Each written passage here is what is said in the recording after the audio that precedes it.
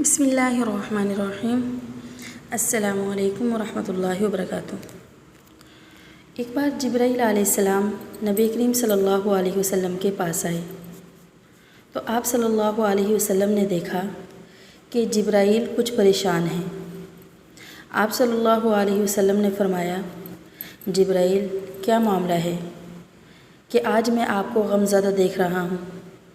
جبرائیل نے عرض کی، اے محبوب کل، میں اللہ پاک کے حکم سے جہنم کا نظارہ کر کے آیا ہوں۔ اس کو دیکھنے سے مجھ پر غم کے آثار نمودار ہوئے ہیں۔ نبی کریم صلی اللہ علیہ وسلم نے فرمایا، جبرائیل مجھے بھی جہنم کے حالات بتاؤ۔ جبرائیل علیہ السلام نے عرض کی، جہنم کے کل 7 درجے ہیں۔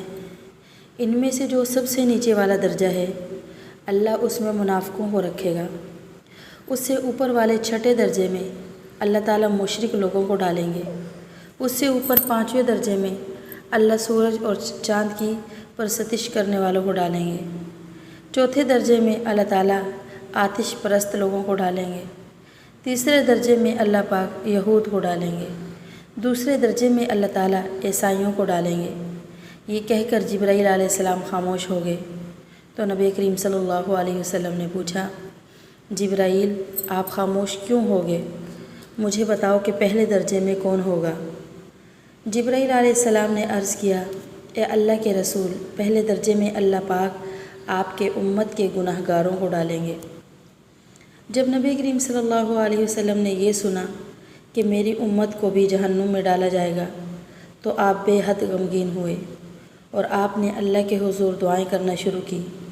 3 دن ایسے گزرے کہ اللہ کے محبوب مسجد میں نماز پڑھنے کے لیے تشریف لاتے، نماز پڑھ کر حجرے میں تشریف لے جاتے اور دروازہ بند کر کے اللہ کے حضور رو رو کر فریاد کرتے۔ صحابہ حیران تھے کہ نبی کریم صلی اللہ علیہ وسلم پر یہ کیسی کیفیت طاری ہوئی ہے۔ مسجد سے حجرے جاتے ہیں، گھر بھی تشریف لے کر نہیں جا رہے۔ جب تیسرا دن ہوا تو سیدنا ابوبکر سے رہا نہیں گیا۔ وہ دروازے پر آئے، دستک دی اور سلام کیا، لیکن سلام کا جواب نہیں آیا۔ آپ روتے ہوئے سیدنا عمر کے پاس آئے اور فرمایا کہ میں نے سلام کیا لیکن سلام کا جواب نہ پایا، لہٰذا آپ جائیں، آپ کو ہو سکتا ہے سلام کا جواب مل جائے۔ آپ گئے تو آپ نے 3 بار سلام کیا لیکن جواب نہ آیا۔ حضرت عمر نے سلمان فارسی کو بھیجا لیکن پھر بھی سلام کا جواب نہ آیا۔ حضرت سلمان فارسی نے واقعے کا تذکرہ علی رضی اللہ تعالیٰ عنہ سے کیا۔ انہوں نے سوچا کہ جب اتنے عظیم شخصیات کو سلام کا جواب نہ ملا تو مجھے بھی خود نہیں جانا چاہیے، بلکہ مجھے ان کی نور نظر بیٹی فاطمہ رضی اللہ تعالیٰ عنہا کو اندر بھیجنا چاہیے۔ لہٰذا آپ نے فاطمہ رضی اللہ تعالیٰ عنہا کو سب احوال بتایا۔ آپ حجرے کے دروازے پہ آئیں، ابا جان السلام علیکم۔ بیٹی کی آواز سن کر محبوب کائنات اٹھے، دروازہ کھولا اور سلام کا جواب دیا۔ ابا جان آپ پر کیا کیفیت ہے کہ 3 دن سے آپ یہاں تشریف فرما ہیں؟ نبی کریم صلی اللہ علیہ وسلم نے فرمایا کہ جبرائیل نے مجھے آگاہ کیا ہے کہ میری امت بھی جہنم میں جائے گی۔ فاطمہ بیٹی، مجھے اپنی امت کے گناہ گاروں کا غم کھائے جا رہا ہے اور میں اپنے مالک سے دعائیں کر رہا ہوں کہ اے اللہ ان کو معاف کر اور جہنم سے بری کر۔ یہ کہہ کر آپ پھر سجدے میں چلے گئے اور رونا شروع کیا، یا اللہ میری امت، یا اللہ میری امت کے گناہ گاروں پر رحم کر، ان کو جہنم سے آزاد کر۔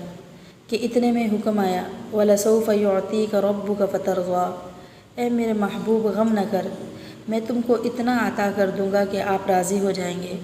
آپ خوشی سے کھل اٹھے اور فرمایا، لوگو، اللہ نے مجھ سے وعدہ کر لیا ہے کہ وہ روز قیامت مجھے میری امت کے معاملے میں خوب راضی کرے گا، اور میں نے اس وقت تک راضی نہیں ہونا جب تک میرا آخری امتی بھی جنت میں نہ چلا جائے۔